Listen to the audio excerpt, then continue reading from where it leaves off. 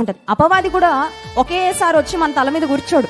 ఒక్కొక్క తలంపు, ఒక్కొక్క ఆలోచన, ఒక్కొక్క మరి స్నేహితుల ద్వారా ఒక్కొక్క మాట అలా మన మనసులో వేసి ఆఖరికి ఏంటంటే మన మనసులో, మన హృదయంలో స్థిర నివాసాన్ని అపవాది ఏర్పాటు చేసుకుంటాడు.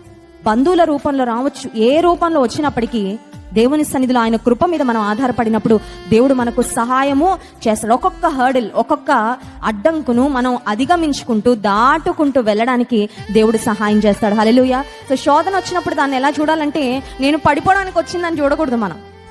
నేను పడిపోవడానికి ఈ శోధన వచ్చింది అన్న మైండ్ సెట్తో మనం చూడకూడదు. ఈ శోధన నేను జయించడం కొరకు దేవుడు అనుమతించాడు. ఈ శోధనను నేను నిశ్చయంగా దేవుని సహాయముతో జయిస్తాను. ఒకవేళ శోధన బాగా బలంగా అనిపిస్తే ఉపవాస ప్రార్థన చేయడం, మెలకు వచ్చినప్పుడల్లా, ఏ సమయంలో అయినా నీకేదైనా ఆధ్యాత్మికంగా బలహీనం అవుతున్నావు అనిపించినప్పుడు దేవుని సన్నిధిలో మోకాళ్లపైకి వెళ్ళి ప్రార్థన చేసిన